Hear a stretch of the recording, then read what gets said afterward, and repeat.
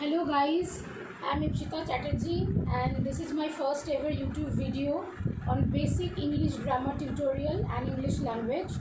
And if you find my videos helpful and useful, please like and subscribe my channel and please hit the bell icon for daily notification. And for the starts, I'm following this book, Wren and Martin. এটা একটা খুব common বই আর এই বইয়ে chapter wise I'll do my tutorials. And according to the book, today's chapter would be the sentence. So this is just the beginning. Gradually, we'll go deep into the crucial parts of English grammar. So let's start with the first chapter of this book. You can follow my channel and you can also refer this book for better help. So, when we are talking about sentence, we must know what is a sentence. যেটাকে বাংলায় আমরা বলি বাক্য। এবার বাংলায় যদি বাক্যকে define করতে হয় তাহলে আমরা বলি বাক্য হচ্ছে কতগুলি অর্থপূর্ণ শব্দের মিশ্রণ যেটা কিনা একটা অর্থপূর্ণ সেন্স মেক করে। So it's a group of words that get together and make a sentence which make complete sense. যেরকম আমরা যদি বলি Ram is, and we just stop. That doesn't make any sense. Ram is what? So a duto word together doesn't make any sense. So we cannot call this a proper sentence. So if I add to this, Ram is a boy. Again, some group of words I have added to this. But now, if we see to this, that this is a complete sentence which makes sense. Ram ki Ram ekjon chele. So this is how we call sentence construction, and in today's topic I will discuss how many types of sentences are there. So there are 4 types of sentences. The first one is a statement,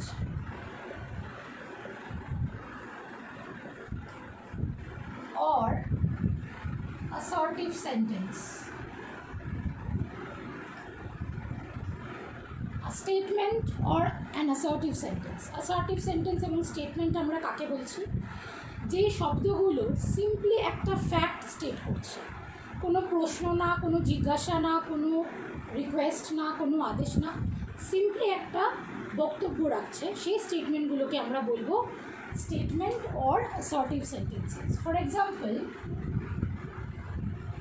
she is a good dancer. They are playing cricket.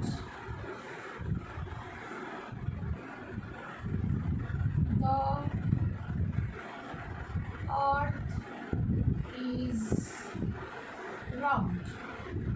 So এই 3টে sentence এবং এরকম আরও অনেক sentences হতে পারে। যদি আমরা দেখি এইখানে সিম্পলি কিছু বক্তব্য রাখা হচ্ছে, কোনো রকমের কোনো প্রশ্ন, জিজ্ঞাসা, আদেশ, রিকোয়েস্ট কিছু না। She is a good dancer, সে একজন খুব ভালো dancer. They are playing cricket, তারা ক্রিকেট খেলছে। দ্য আর্থ ইজ রাউন্ড, পৃথিবী গোলাকার। সো এই ধরনের কোনো সেন্টেন্স যখন আমরা পাবো যেখানে সরল বাক্যে একটা করে বক্তব্য রাখা হচ্ছে, সেই ধরনের সেন্টেন্সগুলোকে আমরা বলবো অ্যাসার্টিভ সেন্টেন্স অর স্টেটমেন্ট। এবার second type of sentence would B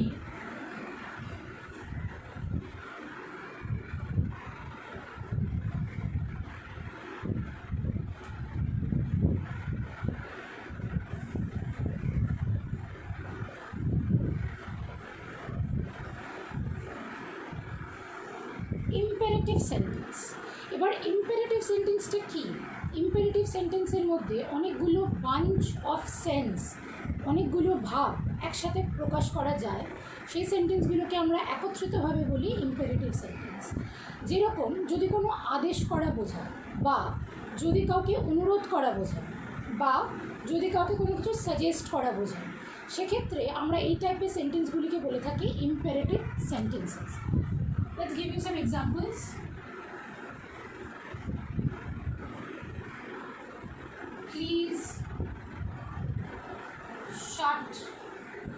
the door.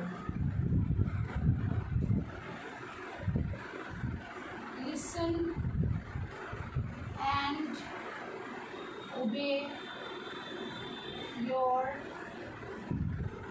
elders. Do not run on the road. So আবার এই তিনটে সেন্টেন্সকে যদি আমরা দেখি, একটা ক্লিয়ার ডিফারেন্স আমরা দেখতে পাবো ফ্রম দি প্রিভিয়াস পার্ট, যেখানে আমরা কিনা অ্যাসার্টিভ সেন্টেন্স করেছিলাম।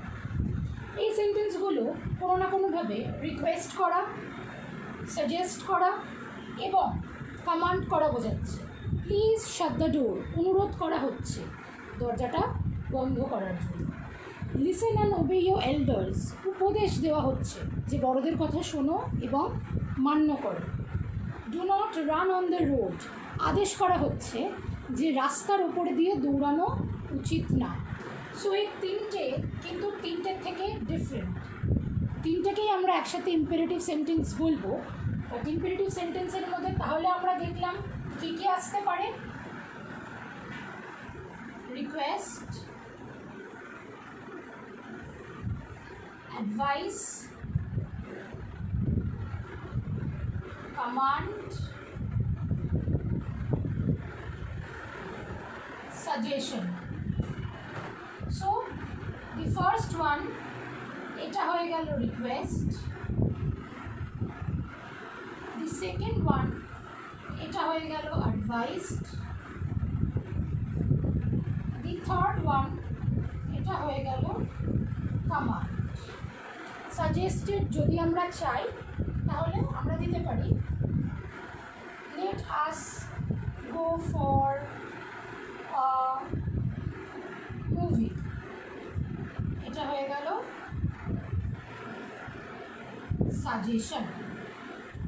তাহলে আমরা বুঝলাম যে ইম্পারেটিভ সেন্টেন্সের মধ্যে আবার 4 ধরনের সেন্স মেক করা সেন্টেন্স আছে, which are completely different from one another. The one is request. Request সেন্টেন্সটাকে আইডেন্টিফাই করার একটা বেসিক ইজি ওয়ে হচ্ছে সেখানে প্লিজ থাকবে। নাম্বার 2 অ্যাডভাইস, যে ধরনের সেন্টেন্সের সেন্সটা এরকম হবে যে উপদেশ দেওয়া বোঝাচ্ছে, যেরকম রুলস ফলো করা উচিত, বাবা মাকে মান্য করা উচিত, রোজ প্রে করা উচিত, ক্লাসে কেয়ারফুল থাকা উচিত। এই ধরনের সেন্টেন্সেসগুলো যখন আমরা পাবো তখন আমরা সেগুলোকে বলবো অ্যাডভাইস। সেন্টেন্সটা হবে ইম্পারেটিভ বাট সেন্সটা হবে অ্যাডভাইস। এবং যখন কিছু কমান্ড করা বোঝাবে, do not do this, do not make any noise, do not talk bad stuff about others, do not disobey your parents, do not run on the road, এইরকম ধরনের যখন কোনো আদেশমূলক সেন্টেন্স আমরা পাবো, দ্যাট উড বি কমান্ড।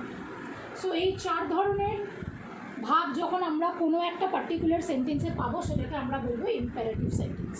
খুব ভালো করে বোঝা যাচ্ছে যে ইম্পারেটিভ সেন্টেন্সের সাথে অ্যাসার্টিভ সেন্টেন্সের তফাৎটা কোথায়। আবারও বলছি, অ্যাসার্টিভ সেন্টেন্স হচ্ছে সরলভাবে কোনো বক্তব্য রাখা, তার মধ্যে কোনো অনুরোধ, আদেশ, কমান্ড, অ্যাডভাইস, সাজেশন নেই। আর ইম্পারেটিভ সেন্টেন্সে কখনোই সরলভাবে কোনো ফ্যাক্টস ডেলিভার করা নেই। এখানে there is always a sense of either a request or an advice or a command or a suggestion. এটা হলো number 2। Now moving to number 3, there is interrogative sentence. Now what is an interrogative sentence?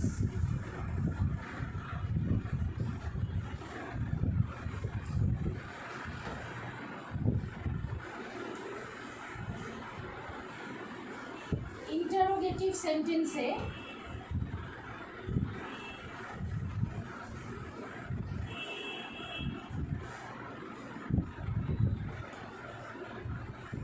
Interrogative sentence হচ্ছে প্রশ্ন করা, কোনো কিছু জিজ্ঞেস করা। কাজেই এই সেন্টেন্সটা আইডেন্টিফাই করার একটা ইজিয়েস্ট এবং কমন ওয়ে, যেটা স্টুডেন্টরা ইউজুয়ালি করে থাকে বিট অফ স্কোপ উইথ ফাঁকি মারা, সেটা হচ্ছে একটা কোয়েশ্চেন মার্ক থাকে এখানে। সো কোয়েশ্চেন মার্ক যখন আমরা পাবো, it means someone is asking something. So সেটা হয়ে যাবে ইন্টারোগেটিভ সেন্টেন্স। যেমন where do you live question mark. Now you see এখানে একটা প্রশ্ন করা হচ্ছে, where do you live, তুমি কোথায় থাকো। It's a clear difference between interrogative and the former two, যেখানে আমরা পাচ্ছি একটা সরল বক্তব্য with a full stop and অনুরোধ করা বা আদেশ করা বা কমান্ড করা বা অ্যাডভাইস দেওয়া বা সাজেশন দেওয়া। এইখানে the sentence ends with a question mark, and from there you get to know that this sentence would be an interrogative sentence. What is your name? When do you sleep? Why is he absent? Will you come tonight? Is he coming for the party? So you see, all these sentences are being ended with this question mark sign. আর যখনই আমরা এই ধরনের সেন্টেন্সগুলো দেখব তখনই আমরা বুঝবো যে এটা হবে ইন্টারোগেটিভ সেন্টেন্সেস। ইন্টারোগেটিভ সেন্টেন্স করানোর সময় আরেকটা যেটা খুব ইউজফুল জিনিস আমাদের জানা উচিত সেটা হচ্ছে কোয়েশ্চেন ওয়ার্ড। যেহেতু আমরা এখানে ইন্টারোগেশন করছি সেই জন্য আমাদের কিছু কোয়েশ্চেন ওয়ার্ড জেনে রাখতে হবে, ইউজুয়ালি যেগুলো দিয়ে ইন্টারোগেটিভ সেন্টেন্সেস হয়ে থাকে।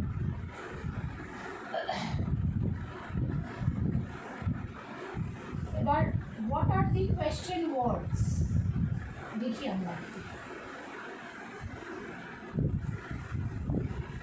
কোয়েশ্চেন ওয়ার্ডস কাকে বলে বা কী বুঝতেই পারছি, যেহেতু ওয়ার্ড এগুলো কোনো কমপ্লিট সেন্টেন্স নয়, this would be words, question words, যেটা কিনা সাজেস্ট করছে দি সেন্স অফ ইন্টারোগেশন। সমস্ত WH ওয়ার্ড হলো কোয়েশ্চেন ওয়ার্ড। যারা জানি না, আমরা অনেকেই জানি না WH ওয়ার্ডটা কী। WH ওয়ার্ড হচ্ছে সেই সমস্ত কোয়েশ্চেন ওয়ার্ড যেগুলো WH দিয়ে স্টার্ট, যেরকম ফিক্সড কতগুলো WH ওয়ার্ড আছে, প্রচুর নেই যে আমাদের মনে রাখতে খুব প্রবলেম হবে। ফিক্সড কতগুলো WH ওয়ার্ড আছে যেগুলোকে আমরা কোয়েশ্চেন ওয়ার্ডও বলে থাকি। সেগুলো কি? what, WH, where, WH, when, WH, who, WH, whom, WH, whose, WH, why, WH, and how. How is an exception. How হচ্ছে ব্যতিক্রম। এখানে আমরা WH ফরম্যাটেই পাচ্ছি সেরকম নয়, but see there is W and there is H. So এই 1 2 3 4 5 6 7 8 এই 8টা হচ্ছে WH ওয়ার্ডস যেগুলোকে আমরা কোয়েশ্চেন ওয়ার্ডস বলে থাকি। অ্যান্ড এখানে তোমরা এক্সাম্পলে দেখতে পারবে where do you live, it's a WH word. What is your name, it's a WH word. When do you sleep, WH word. Why is he absent, WH word. Will you come, it's not a WH word. Is he coming, it's not a WH word. তাহলে question অনেক কিছু দিয়ে হতে পারে, be verb দিয়ে হতে পারে। Be verb যেরকম এই ধরো ইজ, উইল, আর, কিন্তু ম্যাক্সিমাম ক্ষেত্রে কোয়েশ্চেন হয় হচ্ছে এই WH ওয়ার্ডগুলো। ফর দি বেসিক্স যে লেভেলে আমরা এখন টিউটোরিয়ালটা করছি সেই লেভেলে ইন্টারোগেশন বলতে ম্যাক্সিমাম এই WH ওয়ার্ডগুলোই আসে। তোমরা এর অনেক রেফারেন্স এবং অনেক এক্সাম্পলস এই রেনেন মার্টিন বইটাতে পেয়ে যাবে। এবং যদি কোনো প্রবলেম হয় তোমরা আমার ভিডিওটা দেখার সাথে সাথে অফকোর্স বইটাকে রেফার করবে। This is a very helpful book এবং ওখানে তোমরা আরও অনেক এক্সাম্পলস এবং আরও অনেক ডিটেইলড এক্সপ্লেনেশন পেয়ে যাবে। সো এই হলো আমাদের ইন্টারোগেটিভ সেন্টেন্স। তাহলে আমরা 3 ধরনের সেন্টেন্স পেলাম। কুইক রিক্যাপ, একটা হচ্ছে অ্যাসার্টিভ সেন্টেন্স যেখানে বক্তব্য রাখা হচ্ছে সিম্পল ওয়েতে, একটা হচ্ছে ইম্পারেটিভ সেন্টেন্স যেখানে রিকোয়েস্ট, কমান্ড, অ্যাডভাইস আর সাজেশন দেওয়া হচ্ছে। And the third one is interrogative sentence যেখানে কোয়েশ্চেন ওয়ার্ডটা দেখলেই এবং কোয়েশ্চেন মার্কটা দেখলেই আমরা বুঝবো এটা interrogative sentence. Now coming back to the last part of sentences, আর এক ধরনের সেন্টেন্সে বাকি আছে, এটাও ইউজুয়ালি ভেরি ইজি এবং এটা স্টুডেন্টরা খুব বেশি ফাঁকি মেরে বুঝে যায় without using much of their brains. যেটা কী ধরনের sentence, just like the former one, exclamatory sentence.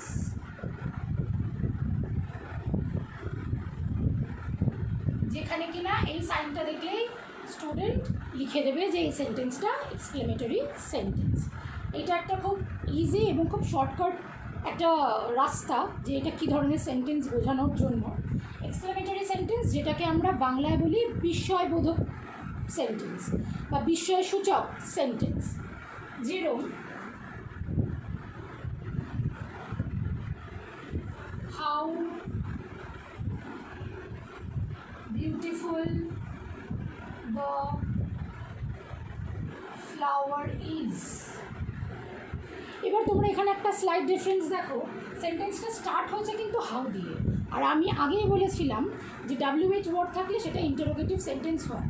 How is also WH word, but যেহেতু ওইটার শেষে ইন্টারোগেটিভ সাইন মানে এই প্রশ্ন চিহ্নটা নেই, তার জায়গায় এই এক্সক্লেমেটরি চিহ্নটা রয়েছে, সেই জন্য আমরা WH ওয়ার্ড থাকা সত্ত্বেও আমরা এটাকে প্রশ্নবোধক সেন্টেন্স বলবো না, আমরা বলবো এটাকে exclamatory sentence.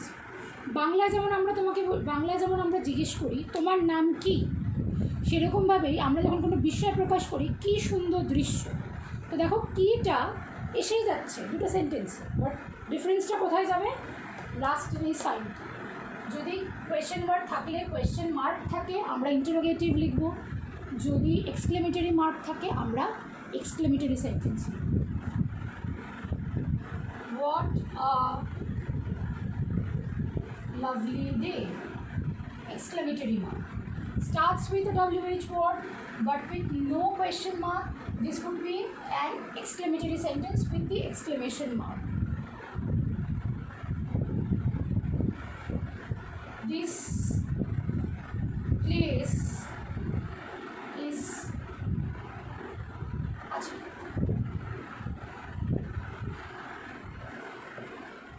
alas he has died last night। দেখো এখানে সেন্টেন্সের পরে ফুল স্টপ, বাট অ্যালাসের পরে একটা এক্সক্লেমেটরি মার্ক আছে, এইভাবেও আসতে পারে, তার মানেও এটা এক্সক্লেমেটরি সেন্টেন্স। যদি সেন্টেন্সের কোথাও এই মার্কটা পড়ে তার মানে ওটা এক্সক্লেমেটরি সেন্টেন্স। এই আলাস, তারপরে হুররা,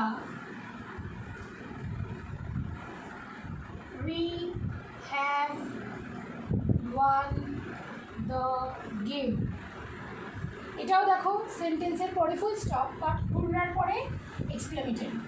তাহলে এই আলাস, হুররা এগুলো হচ্ছে এক্সক্লেমেটরি বোঝায় এরকম ওয়ার্ড। কোয়েশ্চেন মার্ক থাকলে যেরকম WH ওয়ার্ড কোয়েশ্চেন বোঝায়, তেমনি এক্সক্লেমেটরি মার্ক থাকলে এই ওয়ার্ডগুলো এক্সক্লেমেশন বোঝায়। তাহলে অ্যালং উইথ WH ওয়ার্ড এই ওয়ার্ডগুলো থাকলেও আমরা সেটাকে এক্সক্লেমেটরি ওয়ার্ড বলবো, কারণ সেন্টেন্সের পরে না থাকলেও এখানে আমরা একটা এক্সক্লেমেশন মার্ক দেখতে পাচ্ছি। So this is the end of today's session. একটা ছোটো short compact video for you to improve your grammar. তার সাথে of course you can go through the exercises of this book. যদি তোমাদের কোনো সমস্যা থাকে তোমরা কমেন্ট সেকশনে লিখতে পারো, যদি কোনো প্রশ্ন থাকে আমাকে জানাতে পারো। আর যদি এই বইয়ের কোনো এক্সারসাইজ করতে সমস্যা হয় বা যদি তোমরা তার উপরে কোনো টিউটোরিয়াল চাও, তাও তোমরা আমাকে জানাতে পারো। And don't forget to like and subscribe my channel and hit the bell icon for more videos. Thank you.